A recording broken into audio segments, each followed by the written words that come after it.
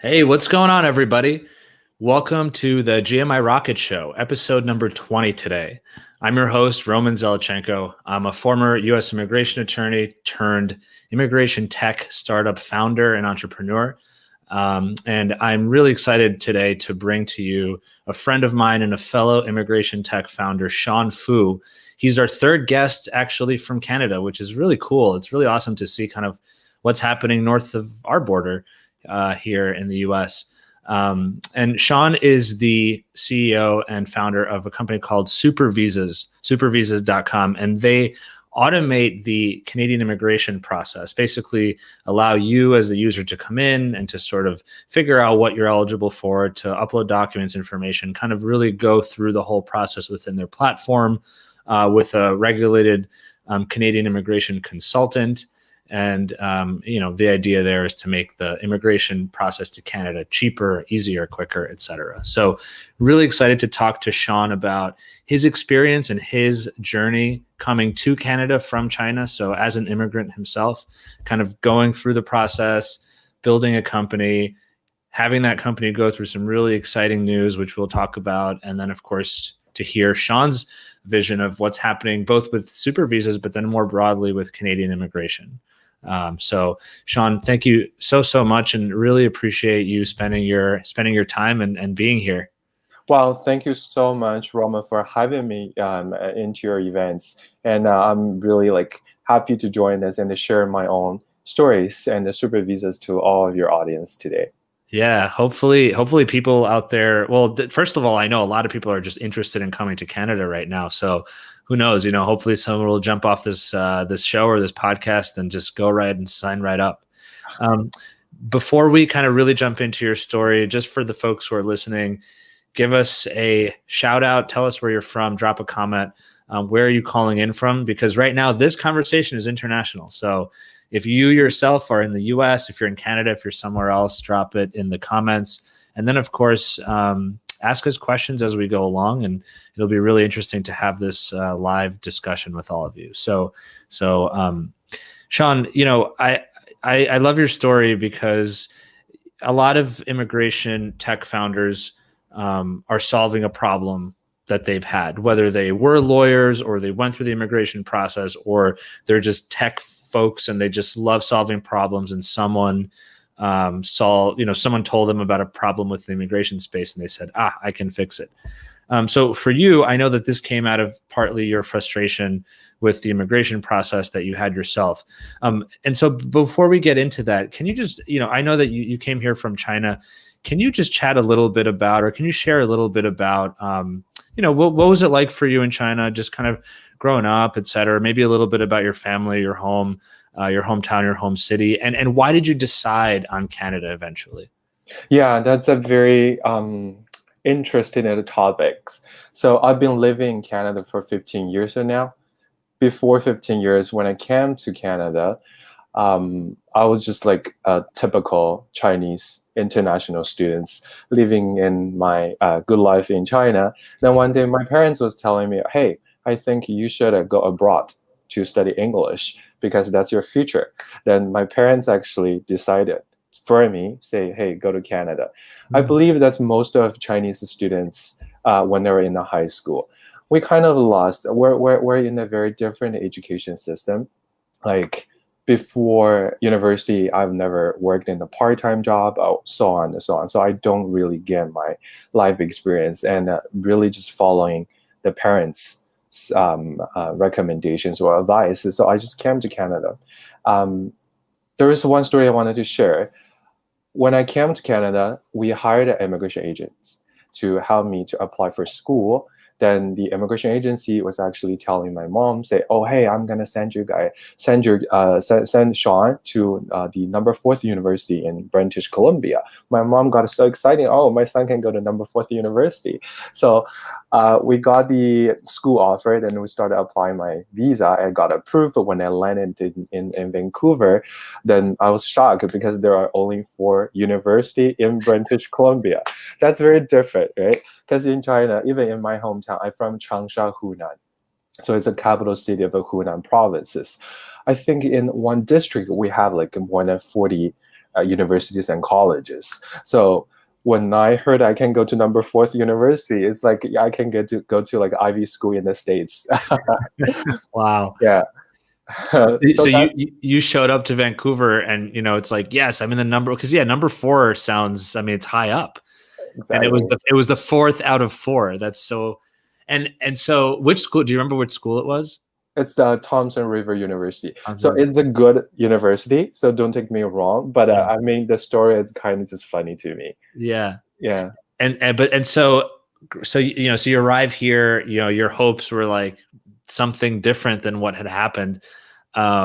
Realize that like you're not going to be in the school that you actually envisioned. And so what did you do when after you found out? So I decided to switch to another university, right? But not just the school, but also the culture shock. Before I came, I was 2000. I think it was 2005. I don't even remember we have a Google or like a Baidu search back then, right? Then we only relying on the information what the agency is providing to us. All I see is the picture of a Vancouver, with ocean, with tall building, everything. But the university itself is actually in a Kamloops. It's a Kamloops. It's a small village in British Columbia, where it's only have a mountain and the rivers. So, and I remember I changed my flights in Vancouver, and it took just like a very small jet flying from Vancouver to Kamloops, and that was my first time flying with a jet, and I was like panic. Yeah, so as soon as I arrived in Kamloops, I'm like, no, this is not where I'm gonna study for my university, and where this is not where I'm gonna spend my 4 years here. So I decided to switch my university. Was it But was it hard to do that, it, to switch? it was very difficult for me because before I came, I speak barely no English, right? So first I was planning to go to a language school in Kamloops, but then I decided to switch my university. So one thing I have to do is like I have to get my English test passed, which I have to learn everything from the beginning. So I remember I would just hop on the bus from Kamloops, went to Vancouver, and just stayed with one of my friends who I know through the school, and stayed in the living room for about a year because I just don't know where to live, which school I should go. So I just went to downtown, like find a language school and paid the tuition, and I started learning English over there. I've been spent actual years in Vancouver, then I started reapplying for universities. So that's how I got an offer from York University in Toronto. Then I moved from Vancouver to Toronto. Wow. So you had to go through this year of kind of language school first in Vancouver, and then once you got that, and presumably, I guess you passed some sort of an English literacy test or something, and then you were able to apply to York University. Exactly. And I was the one, like I was a lucky one, right? Because I am be able to get my English done within the year. And so I will be able to qualify for the entries, the university entries for the language parts. But along the way, I met a lot of classmates, like from different countries, not just China, but like all other Asian countries or like South American countries. They had a same like or similar situation as what I did, right? And they got stuck because they couldn't pass their English test. But picture, they had this hope to come into Canada for university, but they got stuck just because of the English, which they could done in their homeland, like in their home country, before they can actually come here. Yeah. And they're stuck because the immigration agent told them one thing, and then when they arrived, I guess the idea is it was something totally different, and they just didn't know any better, right? Yeah, so I wouldn't say it's like a totally because the agent told them, but also because of the lack of information or lack of transparency. They didn't get enough information before they can actually come. Yeah. Got it. Understood. Wow. Yeah. No, and I can imagine. I mean, lucky to your point, you're lucky that you passed the English test. You were able to kind of go to York University, but these folks were stuck, and I guess they couldn't pass their. They didn't. Did they have to go home to their home countries, or did they? Yeah. So while I was like at York, so I still met a lot of Chinese friends. They had to pack up like their bag and going back to China, even after they spent like 2, 3 years here. Wow. Yeah. So that's, thanks for sharing. That's kind of that sucks, right? And you're like 18 years old at that point and you're in your country by yourself. You don't have your family. It must be, I can't imagine it must be pretty hard to navigate that whole situation. We got a couple of people tuning in here. So I just wanted to give folks a shout out. Liz H from Canberra, Australia. Good morning. It's evening here on the east coast of North America, but good morning to you over there. We've got Tatiana Fish, a Bolivian living in New Jersey. Awesome. More immigrants. And good afternoon to you. And then we've got Shiv. Thank you, Shiv, as always, for joining in Atlanta, fellow immigration tech business founder. So all right, you landed in York University. You've already like your first year in Canada has been a roller coaster, right? Exactly. So tell me, you finally land in York University, and then you have, you've got your work permit and you're kind of studying, etc. Tell me about how that goes. Yeah. So during the studies, I would say it's normal as other international students, right? Like when I was making jokes with my classmates, is like I only landed in Canada less than 2 years, but I lived in 5 cities already, like Kamloops, Vancouver, and in between I moved to Ottawa. Then I'm in Toronto. Is actually 4 cities, right? So that's pretty funny. But then in my year 2, what happens is my family went bankrupt, right? And just picture myself barely speaking English, and I'm an international student. I pay international student tuition fee, which is about like $20,000 a year for my tuition only, and I have to pay my living expenses, everything else. And I've never worked in my entire life, so I just got a call from my mom say, "Hey, son, tomorrow you gotta make money for your own rents, like tomorrow." So I was like, "Oh, what?" Like I literally said the F word like to myself, right? Then I had to wake up 3 a.m. in the morning. It was winter. I still remember that time. And just walking down, like I was like living in a fancy condo in Toronto downtown. And but I just literally understand I'm not be able to afford this place anymore. So I had to wake up 3 a.m. and walking down to the street, just looking for a part-time job. And I don't even understand why I'm waking up at 3 a.m. to looking for a job, but because there's no business open. But I just like had a, I don't have any solution. I think I would just panic. So I was try my best to see what I can do.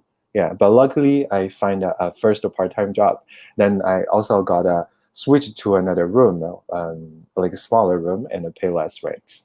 Yeah, so were you able to just leave that apartment and, because obviously you couldn't afford that anymore, you were able to leave it and find something smaller? Yeah. So I managed everything in pretty much like in a week.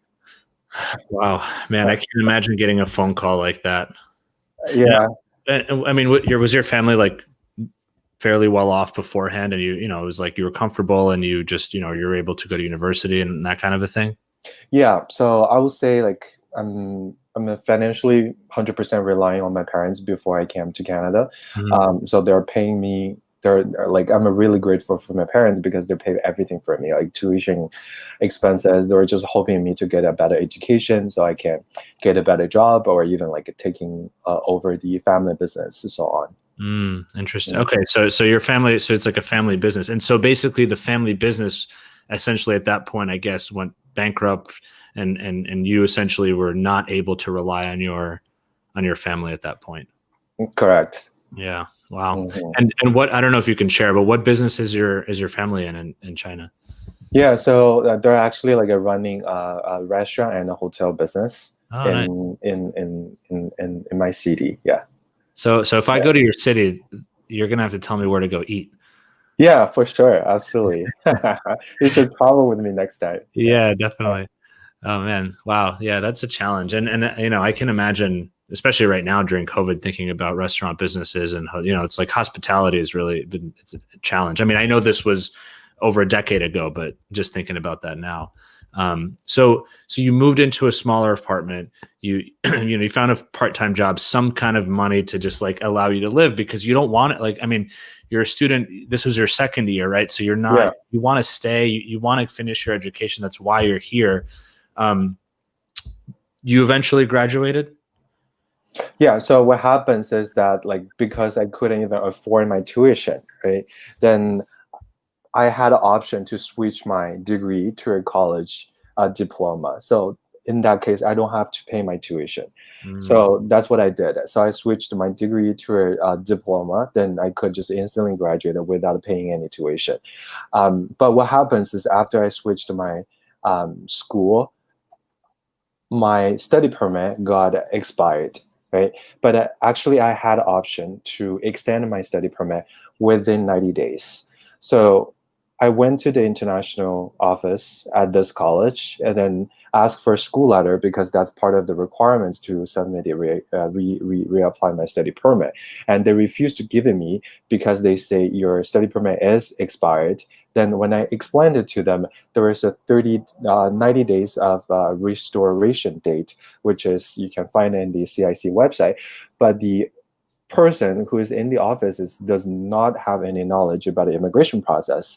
So they still refuse to give it to me. And they say, we have to wait until the director comes back, because it was a reading week.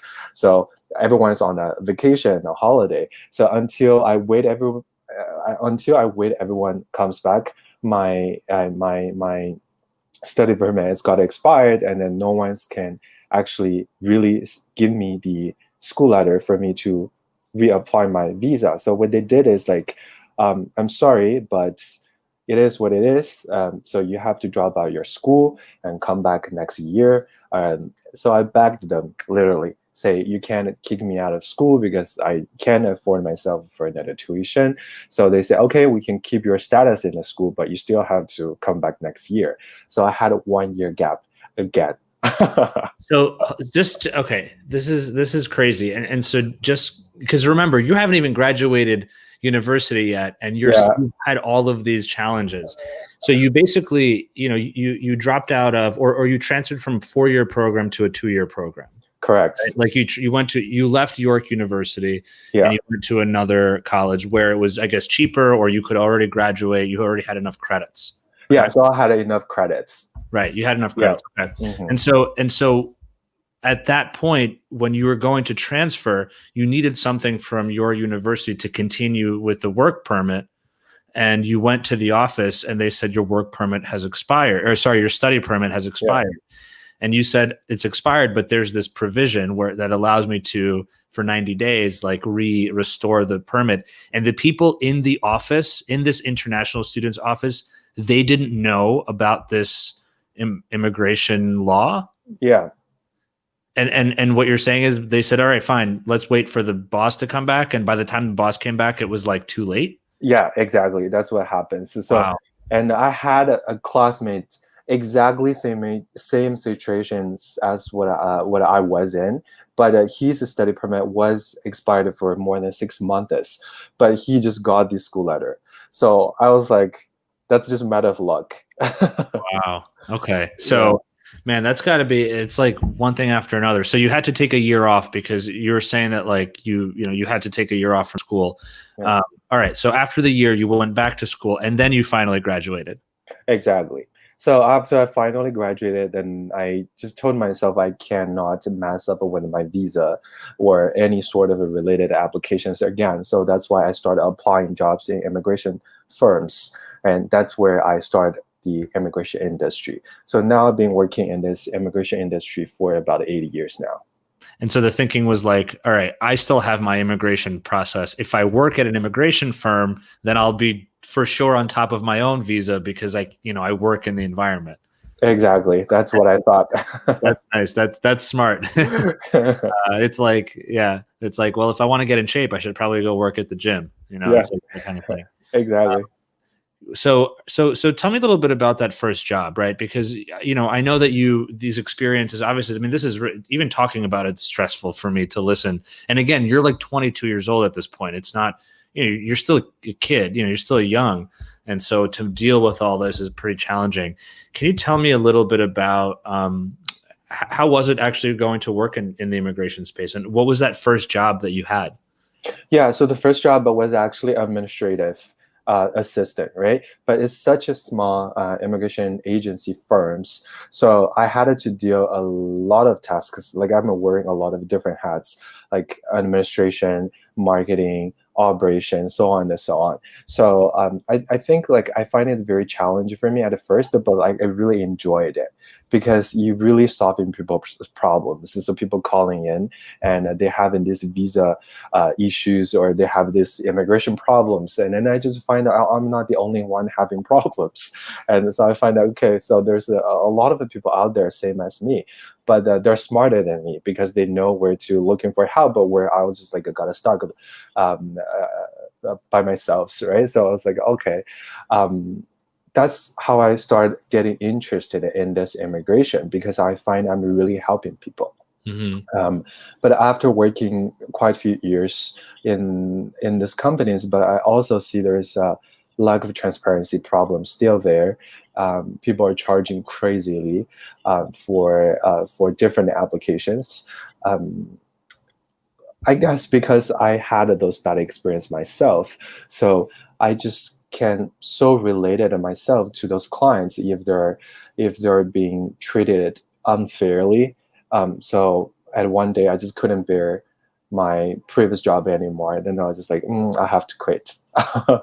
Yeah. Then I quit my job. Then I started my own traditional immigration agency. What I did is a legal outsourcing company because I got a network in the space, especially in Toronto region. Then I find out, okay, why you need to go to the agency. I can just bring the clients from China directly to the Canadian immigration lawyers. So they're paying a reasonable fee.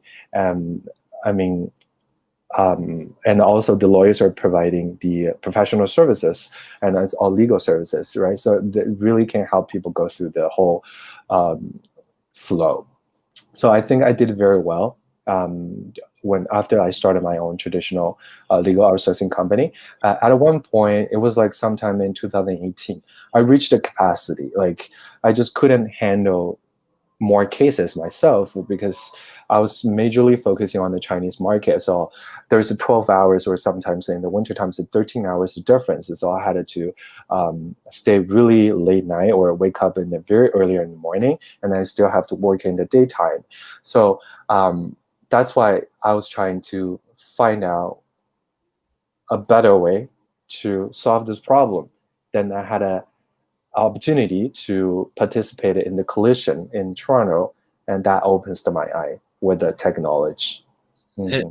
And so that's awesome. And just before we get to the collision piece, just so I'm kind of to you basically started your own immigration firm, not a law firm because you're not a lawyer, but you had the network in Toronto of RCICs or Canadian immigration attorneys, right?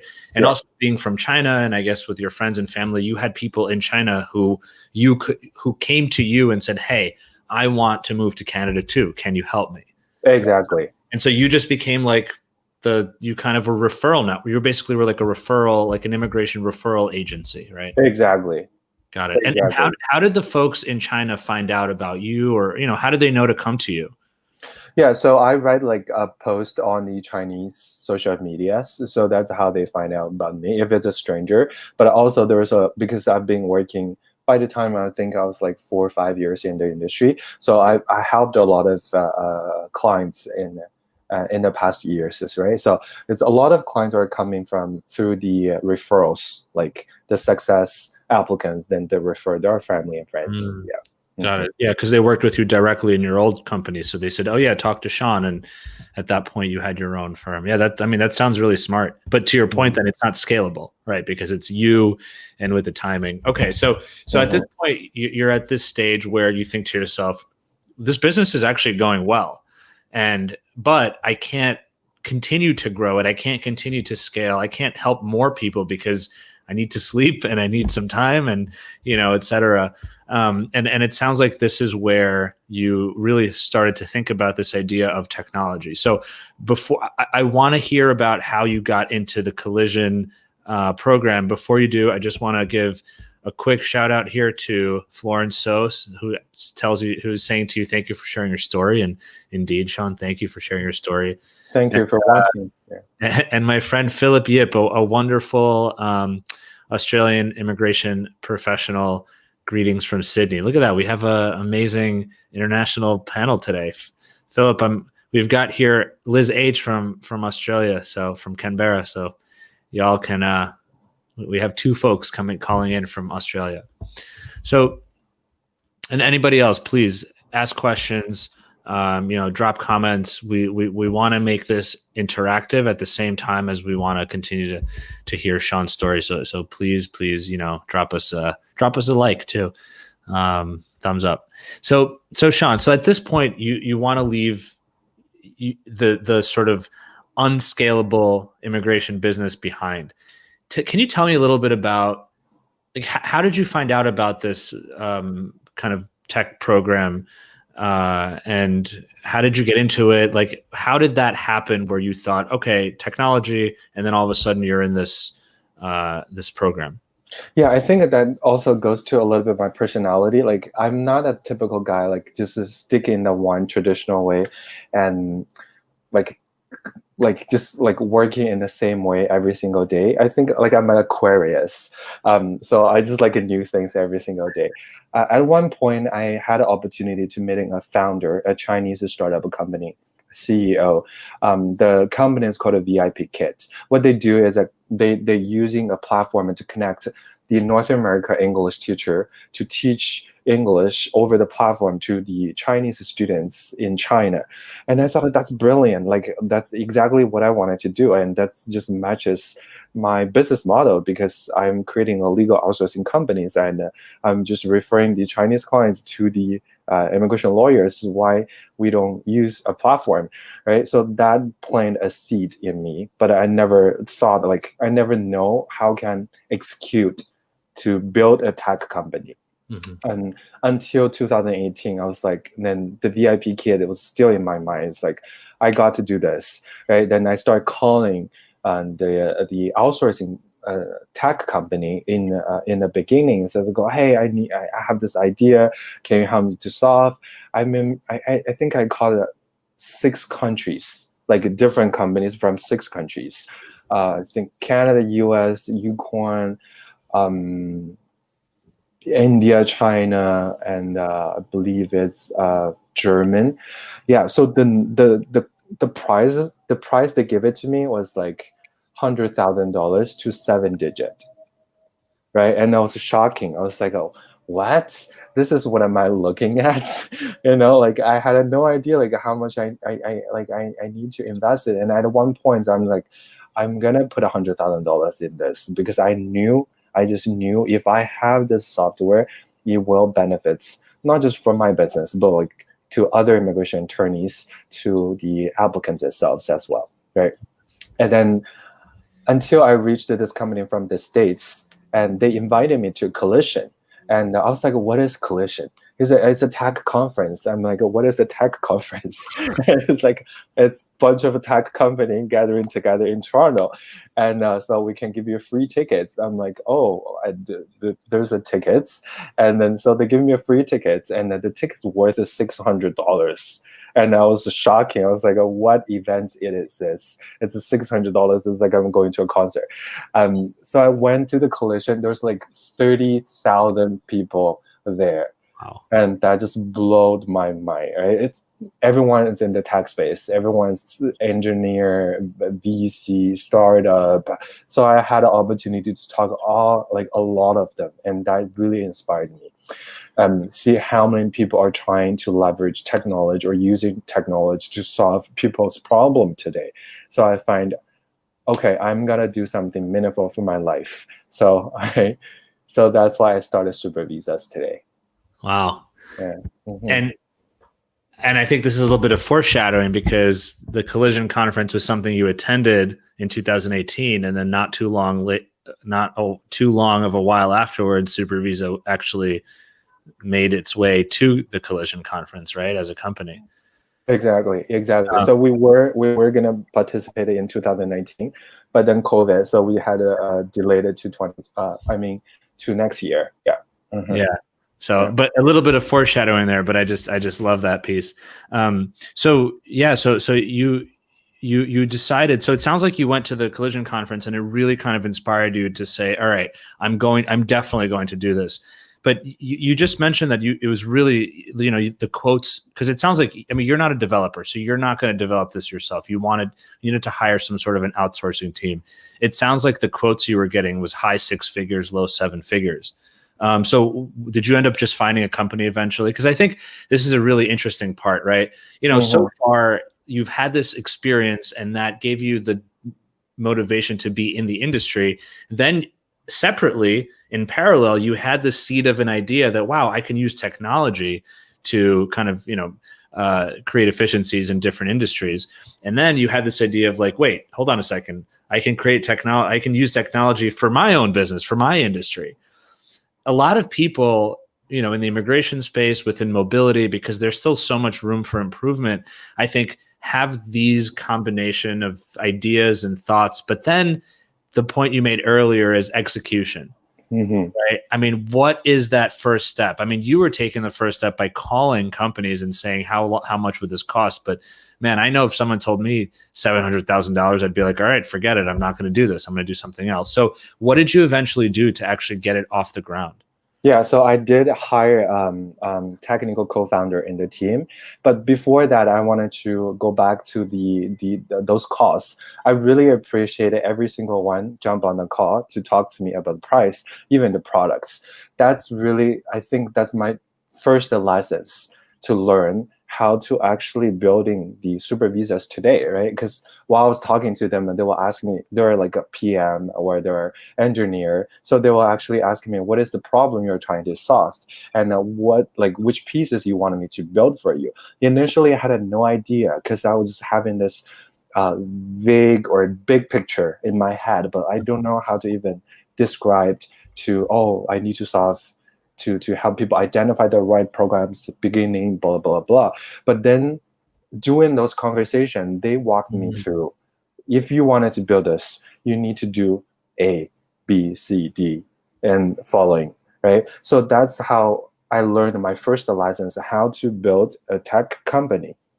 But then after the collision, we started applying for different accelerators or incubators. So we got accepted by Founder Institute. So that's where I met Sunil, who is the managing director at Founder Institute, and also he's the managing director at Techstore Toronto. He really helped me a lot. Well, he hosted the regular events on a weekly basis, providing those mentorship with different experts in the different industries, their tech, their business, their marketing, their sales.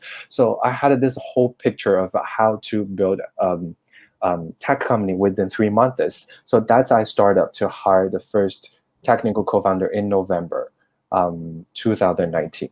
Then I guess because I do have the domain expertise, and after those trainings, all the talks in the past 6 months, so I had a clear picture what I wanted to build step by step.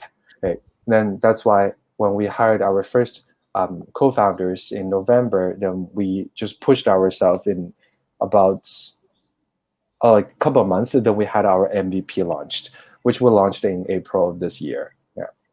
So when you say we, was SuperVisa you in the SuperVisas? Was that just you in the very beginning, or did you have a partner?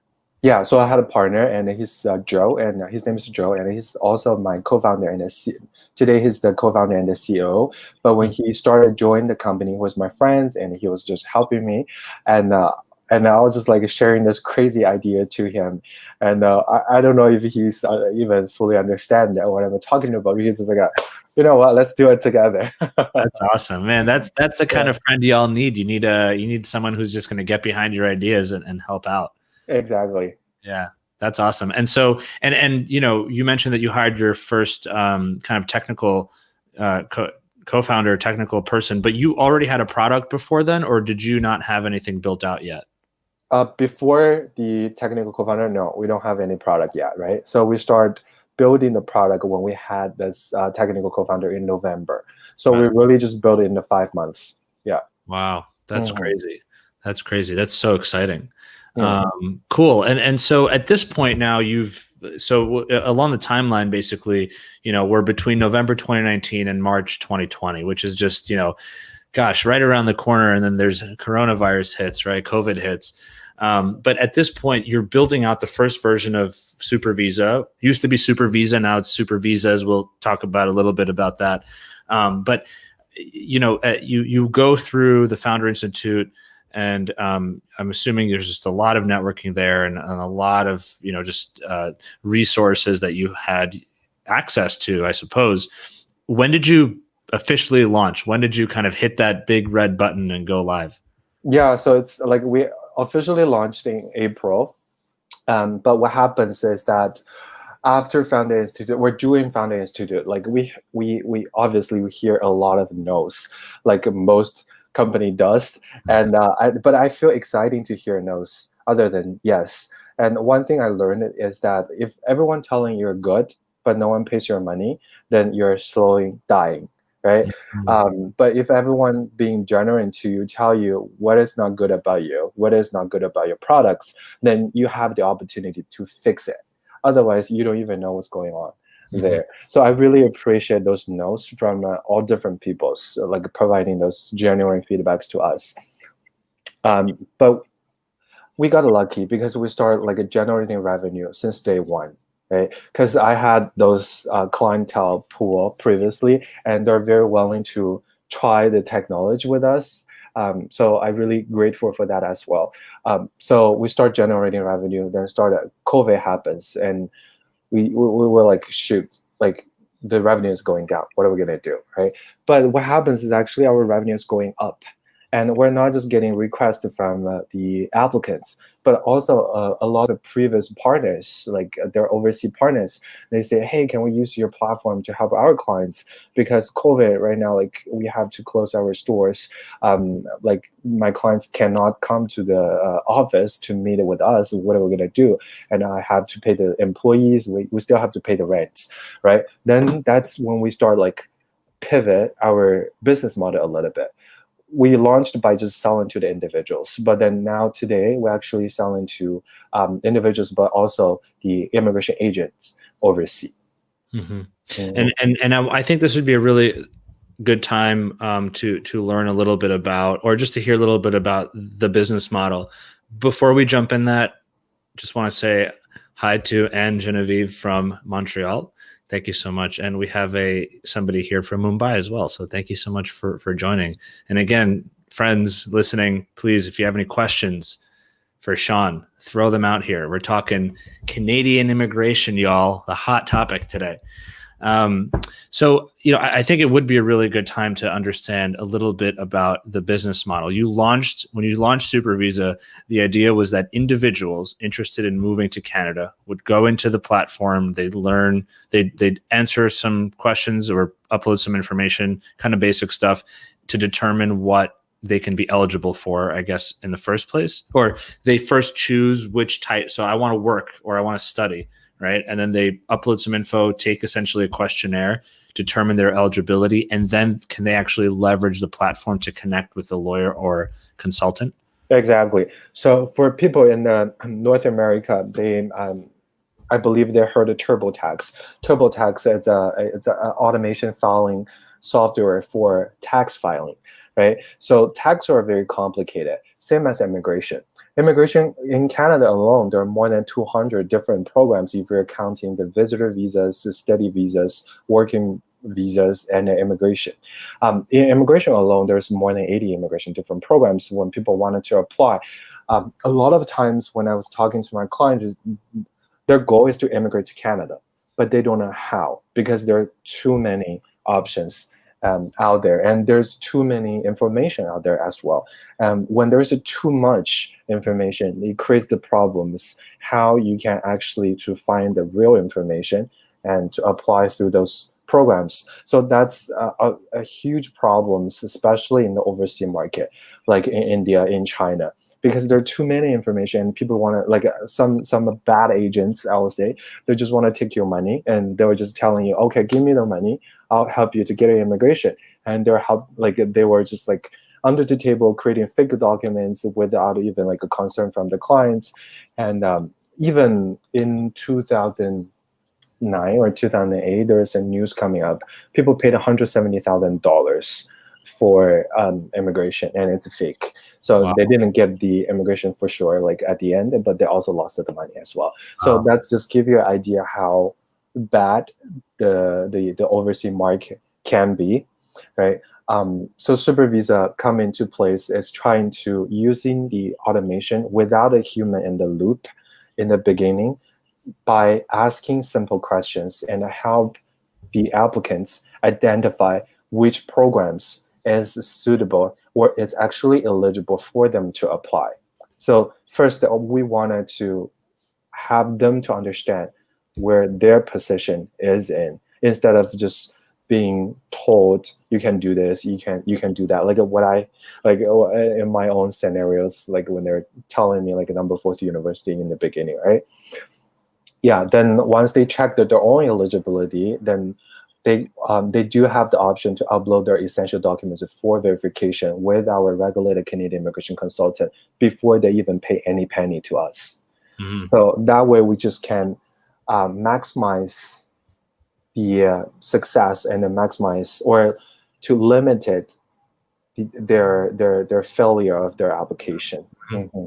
Yeah, that makes sense. And so at that point, once it's the docs are reviewed, then they can say, all right, let's move forward with something. Exactly.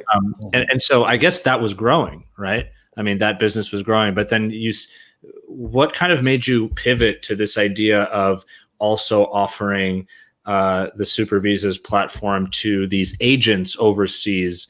Because the agents, I guess it's somebody like you worked with, right? When you were coming from China to the US, you had someone in China who knew the lawyers and whatever in Canada, and that person connected you with whoever did your filing. So yeah. I guess what you're saying is that now SuperVisas is going to be the platform that those very same people use, right? Yeah, exactly. Yeah. Yeah, I mean, like immigration agents, like, so that's why in the beginning I wanted to clarify, it's not all the immigration agencies are bad, right? A lot of them are a lot of them are trying to do the good thing, do the good things, but picture they're in the same city as those clients, so they have very limited resources as the clients as well, right?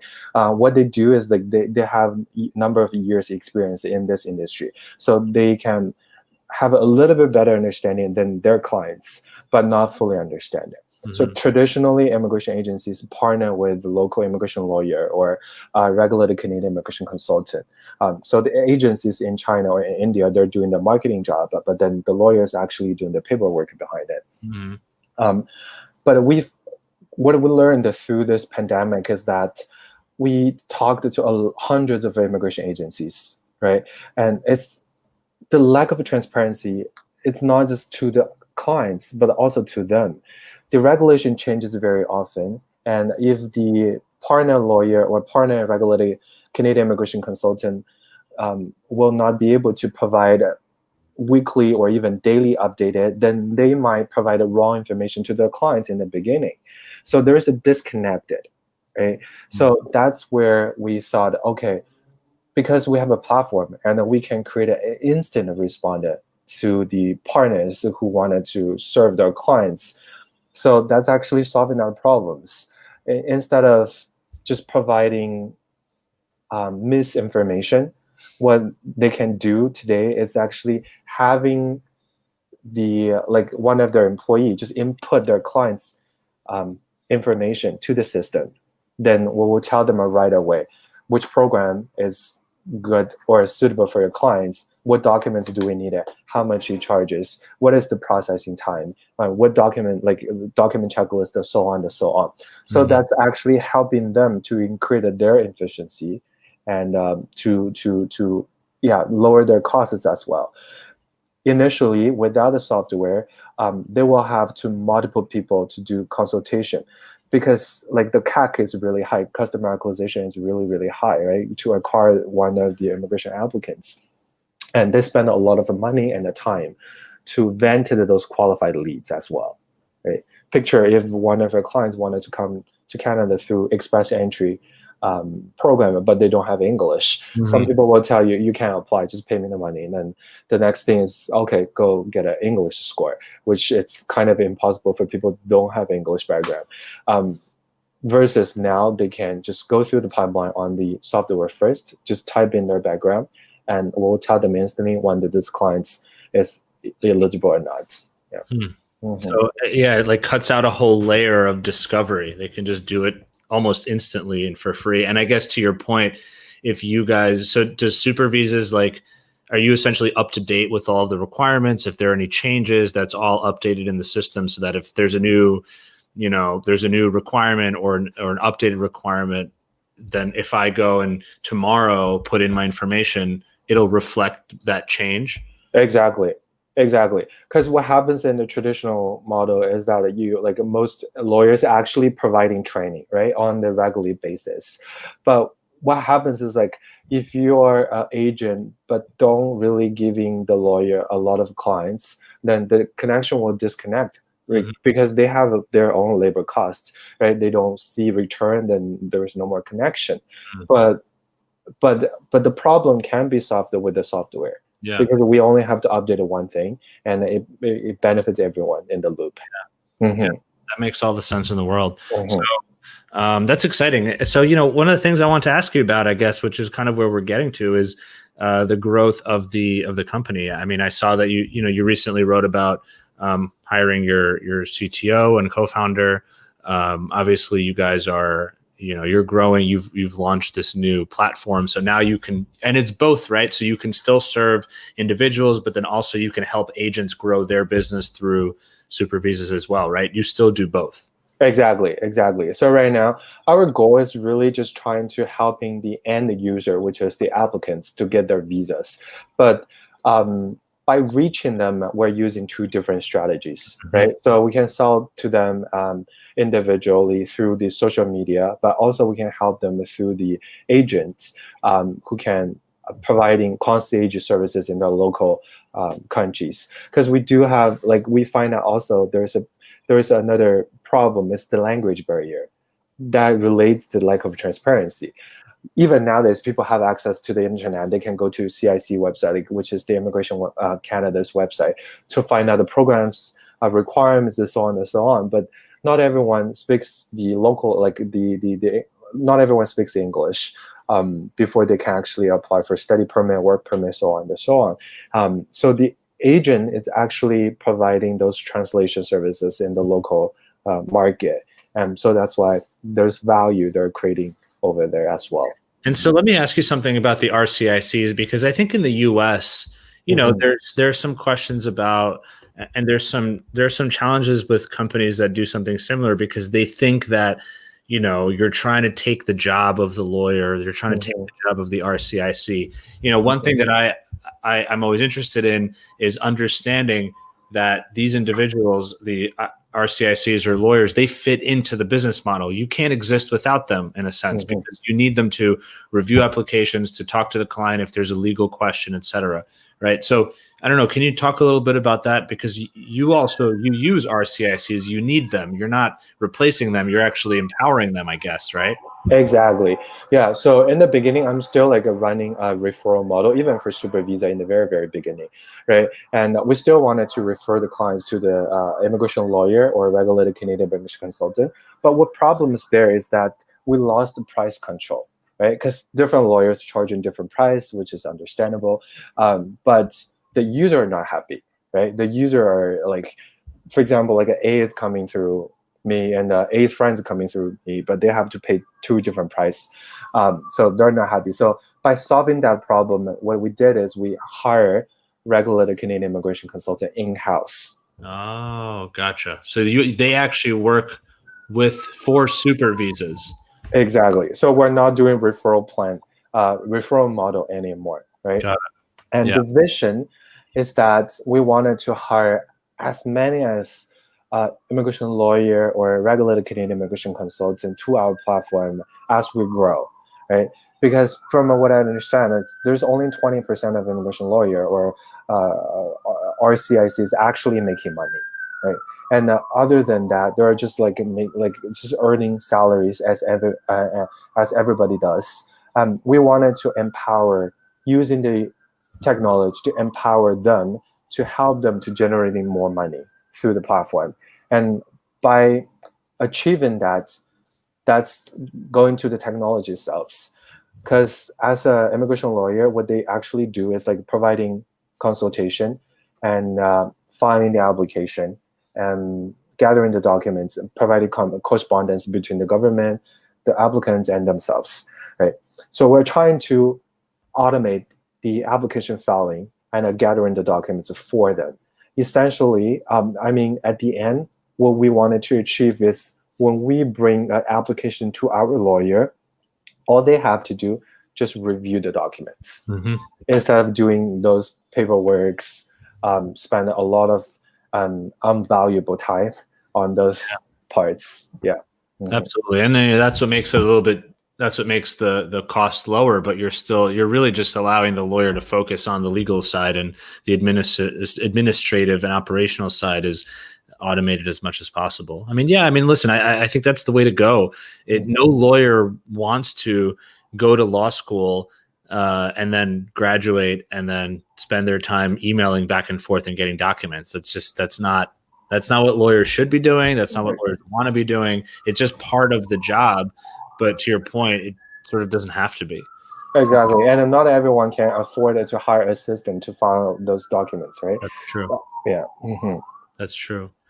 So let me ask you kind of, what do you see for the future of the company? I know you guys raised a little bit of money recently. And I think that's always really, really exciting.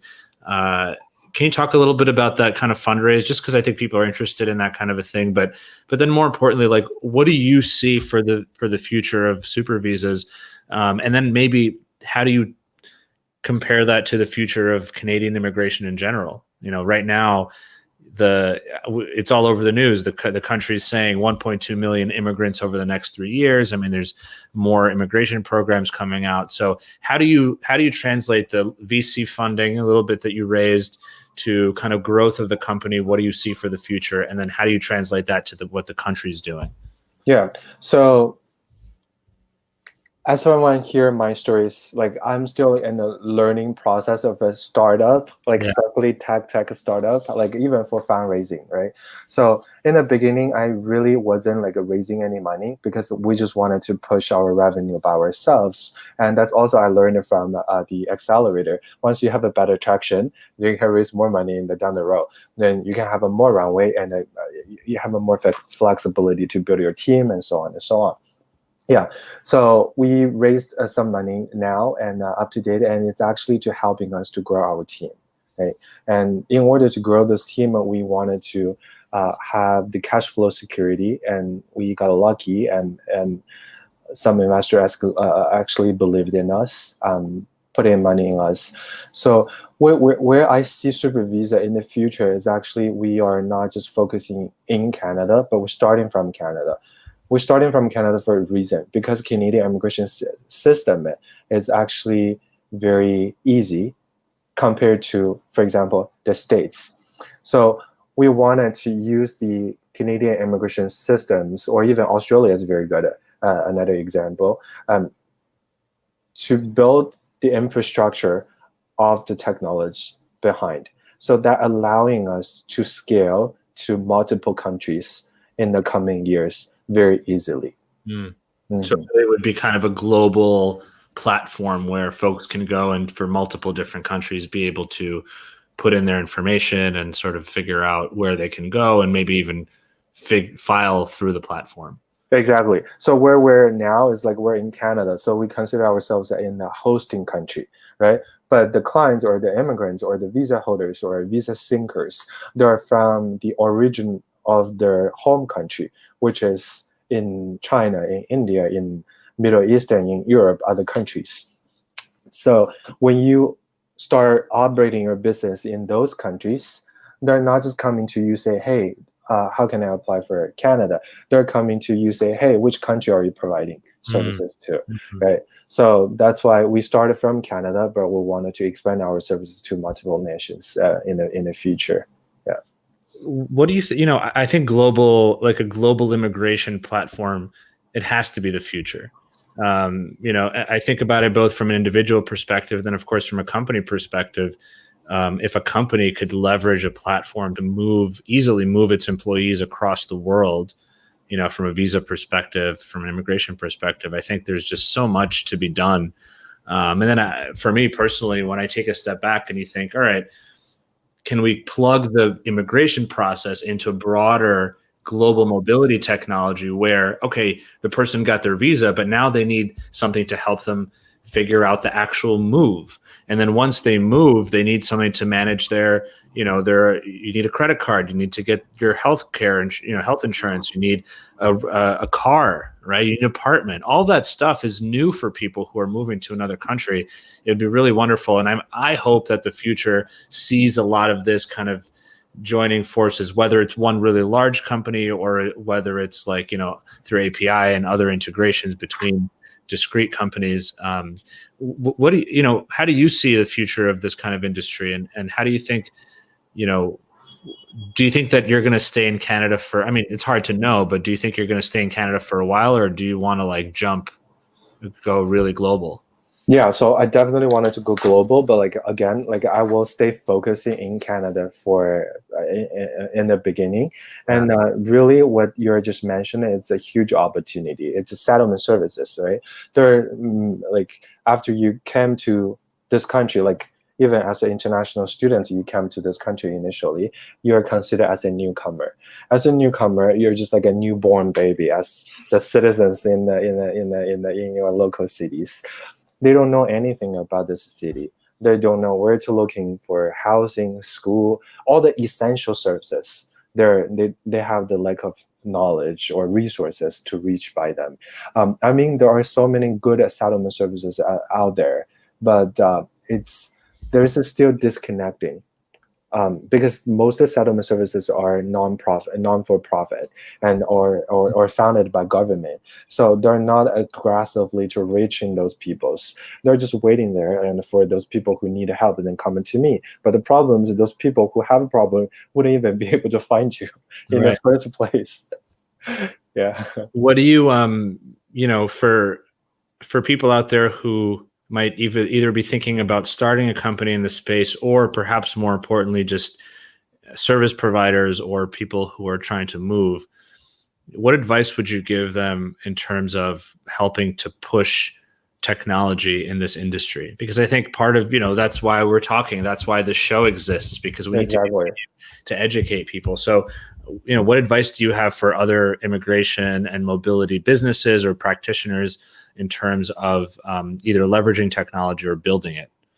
Yeah, so I would say keep the dialogue open, right? Between the competitors, between the partners, between the users, between your clients. I think communication is very important.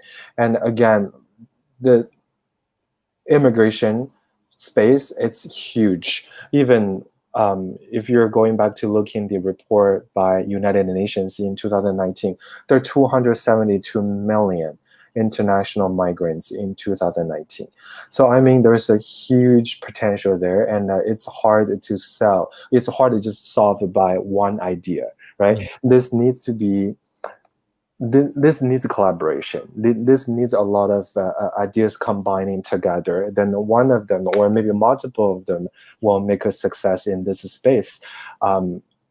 So on top of my head, or the one thing, if I wanted to, if there's only one thing I can suggest to everyone in this space to improve, or is talking to your clients to Mm. really understand what is their problem, and and what they're being where they're going through right now. Yeah. Mm-hmm. Yeah. No, that's a great point. And I think there's a really big push too, client portals, whether it's the technology that your clients are seeing or just a communication or something. I think people are starting to expect better service. And so I think in this industry, we're starting to really understand that providing better service is really, really important, not just for them, but also to stay in business, Exactly. So no, that's really great. And I'm excited, man. I'm really excited for you and for SuperVisas. I'm really pumped for Canada too, because again, it's just all over the news in terms of kind of good news after good news for the most part. And so I think that it feels to me that you're in the right place at the right time, because you're building technology that's really, it sounds like, helping people achieve their dream of coming to Canada in an easier way at a time when probably record numbers of people might want to move to Canada. So I think that's really awesome. I kind of try to end these things if I can with something a little bit maybe more fun or, I remember talking to you one time and you were telling me that we were chatting about how we're both like theater nerds. I love to do theater. Exactly. I love doing improv. You run your own company, so you're the boss. If you could have the wackiest marketing or commercial or marketing campaign, wackiest marketing campaign for SuperVisas, what would it be? I had this crazy idea. It's like I just wanted to get people to know us, right? Because I really truly believe that we're providing value to them, and we don't charge them a money in the beginning. We just want to come to try us. So I was like, like those Halloween giant ghosts thing, and they're like you can blow them, and they're just like flying on the sky everywhere. Yeah.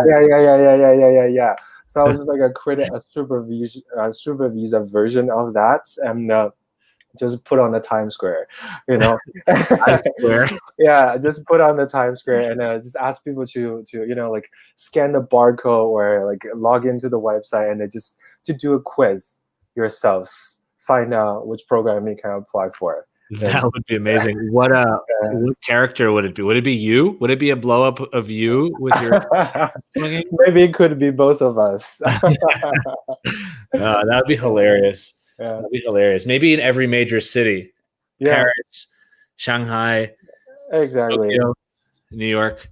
Exactly. Like with the barcode, everyone has a phone today, right? Yeah. They can just scan on the sky and say, "Hey, what the fuck is that?" And then it's like scan it, and it's like, that'd be awesome. Well, I hope you can do it. That doesn't sound too crazy. You could probably do that. Yeah. Awesome. I will do one day. Sean, thank you so much. This is really exciting, and I'm super pumped for you guys. And congrats on all the success with SuperVisas. I just think that it's a no-brainer for the immigration space in Canada, in the US, and just globally to start leveraging more technology. I think we as individuals are expecting more of it. And just the more we talk about it, the more we build, the more we talk to all of our stakeholders, our attorneys, agents, the people who are actually coming, companies who are hiring people, family members who are bringing in their loved ones or their spouse, the more we talk to them, the more we could build, I think, the future of this industry. So I'm excited for what's to come. I'm excited too. Yeah. I mean, like, I really appreciate what you've done for the industry, like gathering everyone together. I think that's, you're actually creating this hub, or you're creating this bridge between a lot of the founders in the space, right? So you provide the opportunity for us to learn from each other. I think that's great value there. So I really appreciate for that. Mm-hmm. Thank you. And, I wouldn't be able to do any of this without folks like you and everybody else who joins us and live or is listening. So, well, Sean, thank you again so much. Really appreciate you spending your Friday afternoon chatting and answering questions, sharing your story. If folks want to learn about you, it's supervisas.com. But obviously I'm a big LinkedIn fan. So for folks, connect with Sean on LinkedIn, connect with me on LinkedIn. Thank you so much, Sean. Really appreciate your time. Yeah, the pleasure is mine. Have a wonderful weekend to you. Thank you. Yeah. Awesome. What a conversation. I know. I can never stop thinking about how exciting Canadian immigration is. And I write about it on a daily basis. And I almost feel like a traitor because I'm a U.S. immigration attorney. I should probably not be talking about how good Canada is, but realistically, I'm just excited for immigration to come back and for technology to really be changing the way we move around the world and we move each other. So thank you all so much for joining. Really appreciate you. Really appreciate your time and attention, your comments and your questions. And have an awesome weekend and see you next Friday.